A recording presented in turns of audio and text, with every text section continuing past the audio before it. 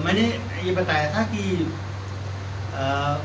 अपने जो भी हाइट है आपकी, उस हाइट का हमें मेल अगर है तो 100 सेंटीमीटर हमें माइनस करना है।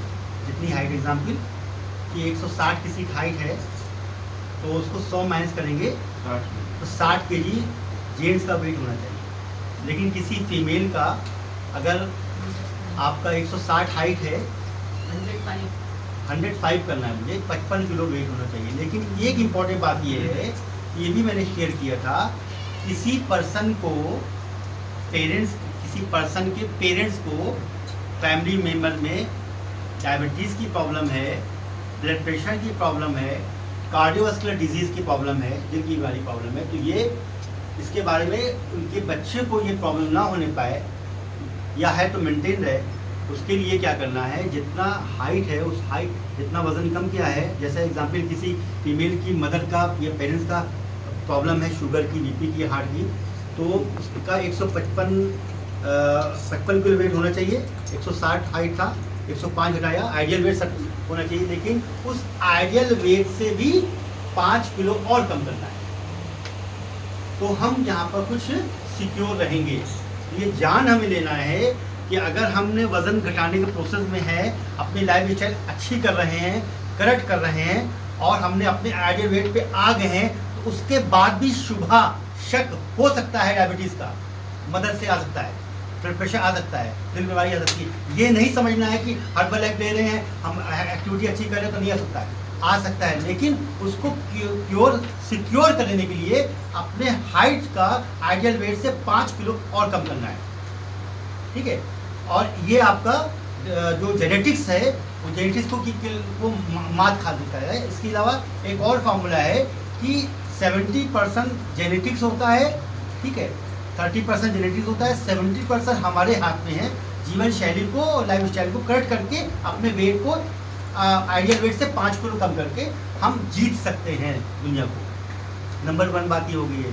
और नंबर 2 बात ये हो गई है कि कल मैंने बताया था, बहुत सी चीज़ें क्लियर हुई है। और बताया क्या था, वो बात ये है कि सब जानते हैं कि बीपी के नॉर्मल कितना होना चाहिए।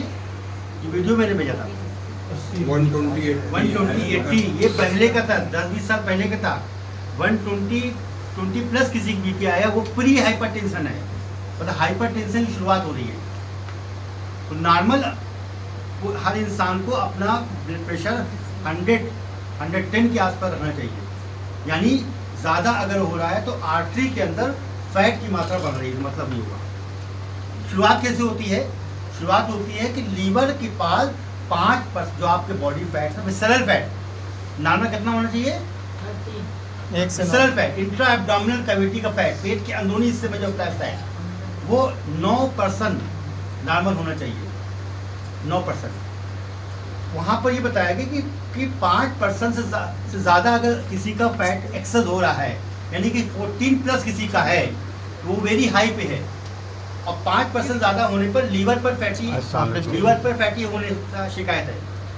जैसे वो 5% से ज़्यादा फैट होते हैं, वो प्रॉब्लम कहाँ आती है? लीवर के पास जो फैट इकट्ठा हो रहा है, उस लीवर जो फैट डालता है आपका ब्लड के अंदर, ब्लड से जाता है आपका आर्टरीज के अंदर, तो ब्लड प्रेशर की शिकायत होती है।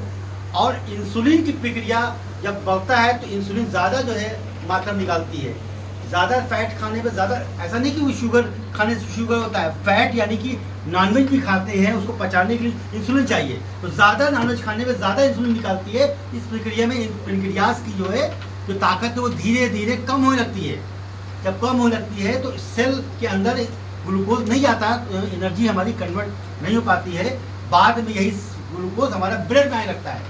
जब ब्लड में आता है तो वो डायबिटीज़ होती है, यानी कि लीवर की वजह बीमारी होती है डायबिटीज़ की। ध्यान रखिएगा, लीवर फैटी की वजह से, यानी शुरुआत इंटरनल फैट को होता है। यही फैट जिम्मेदार हमारा आर्टरी के पास, आर्टरी में ब्लॉकेज जो होता है तो हार्ट प्रॉब्लम होने लगती है। यही जिम्मेदार हमारा जो है ब्लड प्रेशर बढ़ने का। यही जिम्मेदार फैट हमारा है ब्रेन के अंदर स्ट्रोक पैदा करने का। तो शुरुआत कहाँ से हो रही है? आपका नॉर्मल फैट से 5% ज़्यादा हुआ, ये प्रॉब्लम शुरू हो सकती है। तो कहने का मतलब ये कि अपना फैट को हमेशा नॉर्मल पे रखने की कोशिश करते हम खाना चाहिए, क्योंकि शुरुआत यही से होगी। ये 2-3 बातें हैं। इसके अलावा एक कल मैंने बताया था कि कुछ लोगों को है कि वेट रुक जाता है, वेट लॉस प्लेटो। जब वेट रुक जाए यहाँ पर अब कई दिन रुका रहे, वो उसको बोलते हैं प्लेटो पे आता है, प्लेटो कैटेगरी पे आता है। और ये इसको कैसे होता है, हमने क्या किया या आपने क्या किया कि डेली जो है एक होता है फैट बर्न होता है, एक होता है फैट लॉस होता है। बर्न किसे कहते हैं, लॉस किसे कहते हैं? बर्निंग उसे बोलते हैं कि आप बैठे हैं, फैट बर्न हो रहा है, आप बात कर रहे हैं, फैट बर्न हो रहा है, कैलोरी बर्न हो रही है, आप काम कर रहे हैं, आप लेटे हैं, कुछ भी आपका फैट बर्न हो रहा है। फैट बर्न होना और फैट लॉस सेकेंडरी वेट में कम दिखे, ये कब होता है? जब आपने जो फैट बर्न किया है, जितनी कैलोरी आपने बर्न किया है काम करते हुए या वर्कआउट करते हुए, एग्जाम्पल आपने 2000 बर्न कर लिया, 2000 बर्न कर लिया, फिर आपने जो है एक्सरसाइज वगैरह के लिए आपने 2500 बर्न कर लिया। लेकिन सुबह आपने वर्कआउट बढ़िया किया, फिजिकल भी 1 घंटा किया आपने, और आपने अच्छे से वर्कआउट खाना पीना जो भी अपना हुआ, लेकिन 2500 आपने बर्न किया एग्जाम्पल, और इनटेक आपका जो है 2500 के आसपास है। आपने तो अच्छी से आप समझ रहे हैं कि हमारा वर्कआउट कर रहे हैं, हम शेक भी पी रहे हैं, और तो पता नहीं होता कि हमारी कैलोरी कितनी है, बर्न हो रही कितनी है। अगर हमने 2500 को बर्न करके और हमारा 2500 को इनटेक कर लिया, तो हमारा वेट वही रहेगा, मन में उदासी आएगी। हमने शेक भी पिया और वर्कआउट भी किया, वजन नहीं गिरा, रीज़न यही है। यानी हमें कैलोरी को मैनेज करना सीखना है। कैसे मैनेज करना सीखना है? जब ये कैटेगरी आती है तो इसी को बोलते हैं वेट लॉस प्लेटो।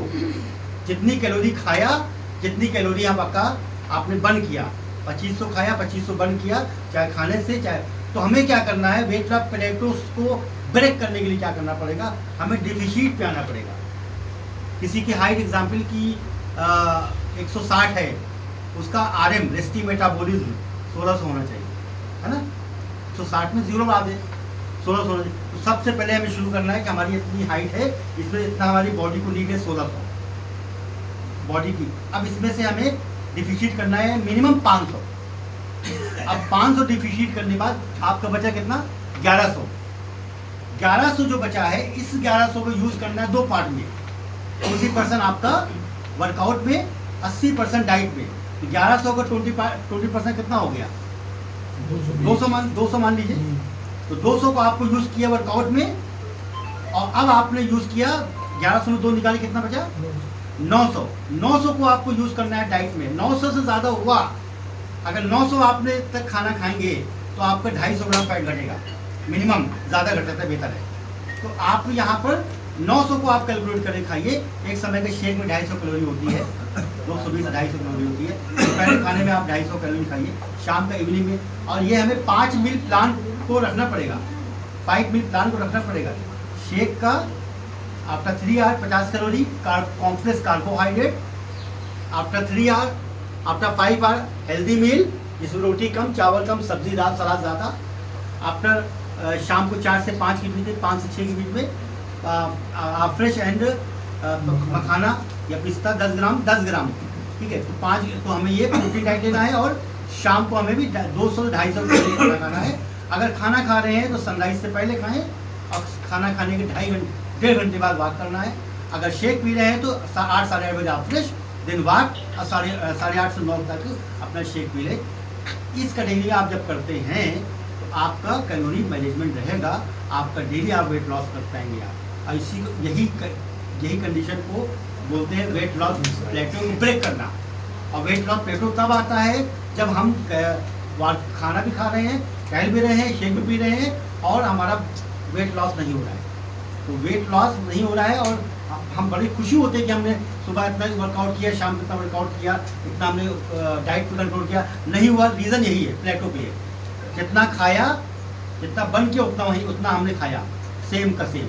यानी कि लीवर हमारा सीए है, चार्टेड अकाउंट, जितना वो दिया है अंदर उतना हमको खर्च करना है, इकट्ठा नहीं करना है। इकट्ठा किया नहीं कि लीवर फैटी की वजह से बीपी होगा, बोनस मिलेगा आपको, शुगर होगा, बीपी, शुगर और हार्ट प्रॉब्लम होगी। तो हमें सीखना क्या है, कि डेली हमें मिनिमम 500 कैलोरी का डिफिशिट करने के सीखना है, तो वेट लॉस प्लेटो पे आप नहीं आएंगे। ये बताना। Thank you very much.